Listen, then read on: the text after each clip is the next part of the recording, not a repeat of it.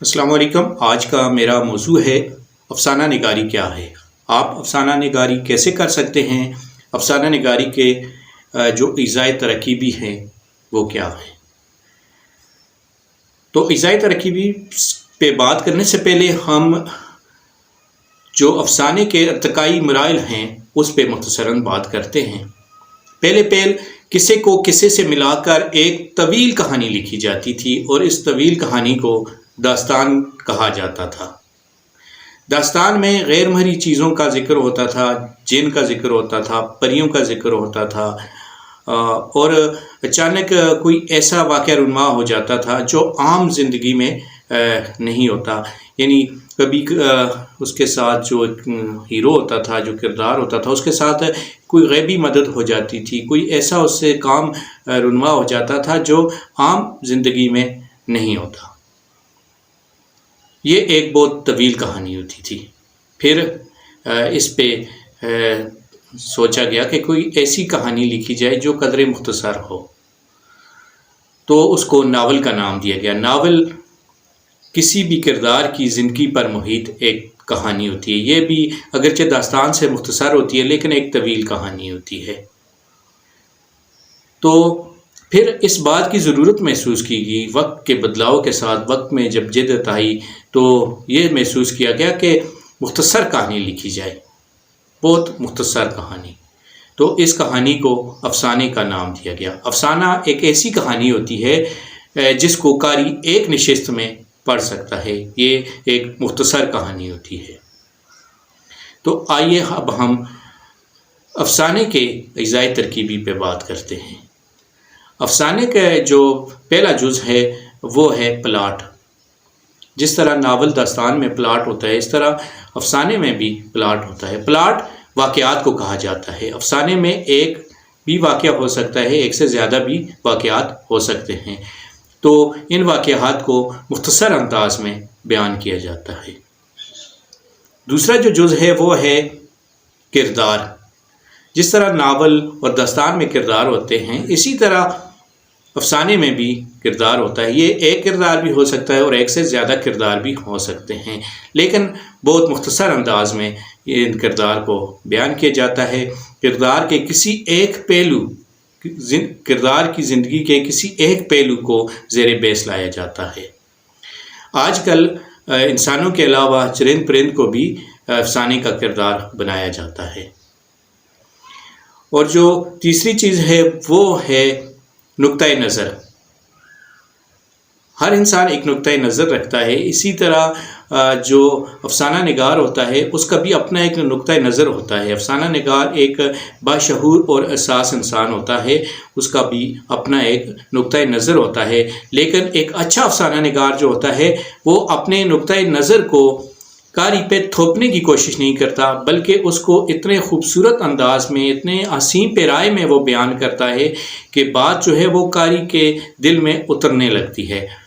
تو نقطۂ نظر جو ہے یہ افسانے کے لیے نہایت ضروری ہے۔ جو اگلی چیز ہے وہ ہے ماحول اور فضا۔ تو فضا افرینی جو ہے وہ بھی افسانے کے لیے بہت ضروری ہے۔ فضا افرینی سے مراد یہ ہے کہ جو ارد گرد کا جو ماحول ہے اس کی لفظی تصویر کشی کی جائے۔ ارد گرد کے ماحول کو لفظوں میں اس طرح بیان کیا جائے کہ قاری کے دماغ پہ وہ جو بات ہے وہ نقش ہو جائے، قاری کے دماغ پہ ایک کہانی چلنا شروع ہو جائے، اس کو ایک تصویر ایسے لگے کہ اس کے سامنے کوئی تصویر چل رہی ہے اور وہ اس سے لطف اندوزی حاصل کرے۔ تو ماحول اور فضا افرینی جو ہے یہ اس لحاظ سے بہت اہمیت کی عامل ہے۔ تو جتنے بھی اچھے افسانہ نگار ہیں وہ ماحول کو خوبصورت انداز میں لفظی تصویر کشی کی صورت میں اس طرح پیش کرتے ہیں کہ قاری کے لیے ایک دلکشی پیدا ہوتی ہے۔ اور اگلی جو چیز ہے، اگلا جو جز ہے وہ ہے اسلوب۔ ناول اور داستان کی طرح افسانے کا بھی اپنا ایک اسلوب ہوتا ہے، اور یہ اسلوب بہت مختصر ہے، نہایت مختصر انداز میں افسانے کو لکھا جاتا ہے۔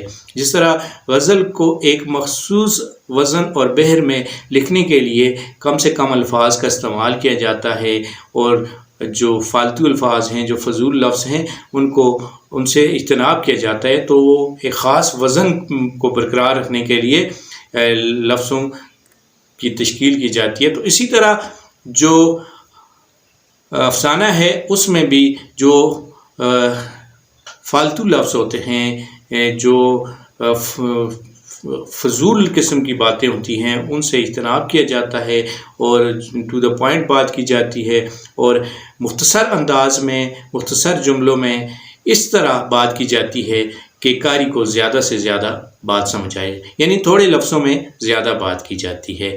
تو یہ افسانے کا ایک حسن ہے، یہ افسانے کا ایک اسلوب ہے کہ وہ مختصراً ہو۔ اسی طرح اگلا جو جز ہے وہ ہے آغاز و اختتام۔ افسانے کا ایک آغاز ہوتا ہے اور ایک اختتام ہوتا ہے۔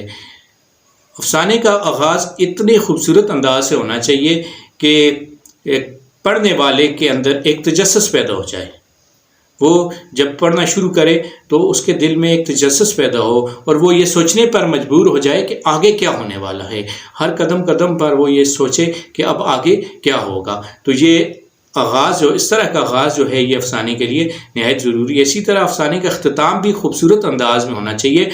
افسانہ صفحے سے تو ختم ہو جائے، آپ کی کہانی آپ کے صفحے سے تو ختم ہو جائے، لیکن قاری کے ذہن میں ایک کہانی چلنا شروع ہو جائے، آپ ایک سوالیہ نشان چھوڑ کے جائیں، آپ قاری کے ذہن میں ایک سوال چھوڑ کے جائیں تاکہ قاری کے ذہن میں کہانی چلتی رہے۔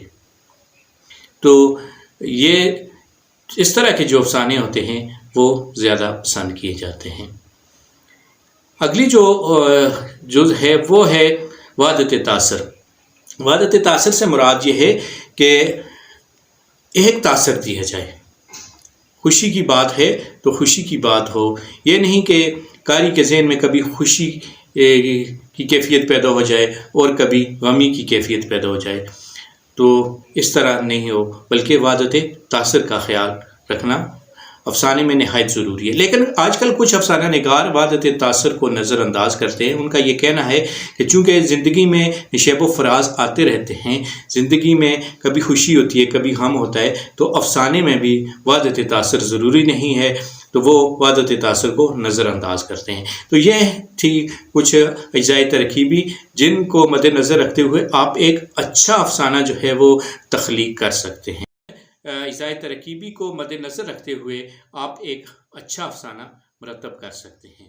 تو یہ کہانی آپ نے کہاں سے لکھنی ہے، کہانیاں آپ نے کہاں سے ڈھونڈنی ہے؟ تو اگر آپ اپنے گھر سے باہر نکلیں، آپ محلے میں دیکھیں، آپ گاؤں میں دیکھیں، اپنے شہر میں دیکھیں، اپنے جہاں پہ کام کر رہے ہیں اپنے ارد گرد دیکھیں، تو آپ کو یقیناً روزانہ ہزاروں کہانیاں رونما ہوتی نظر آئیں گی۔ لیکن ضرورت اس امر کی ہوتی ہے کہ آپ بصیرت سے دیکھیں۔ اگر آپ چیزوں کا گہرائی سے مشاہدہ کرنے والے ہیں، آپ ایک حساس طبیعت کے مالک ہیں، تو آپ کو ایک چھوٹی سی چیز میں بھی آپ کو ایک کہانی مل جائے گی، اور یہ آپ کے ارد گرد روزانہ ہزاروں کہانیاں رونما ہوتی ہیں۔ تو مشاہدے کو گہرا کریں، زیادہ سے زیادہ چیزوں پہ سوچنے کی کوشش کریں، چیزوں کو گہرائی سے دیکھنے کی کوشش کریں، تو آپ ایک اچھا افسانہ مرتب کرنے میں، ایک اچھا افسانہ تخلیق کرنے میں کامیاب ہو سکتے ہیں۔ اگر آپ کو میری یہ ویڈیو پسند آئی ہے تو اس کو ضرور شیئر کیجیے۔ اپنا بہت خیال رکھیے۔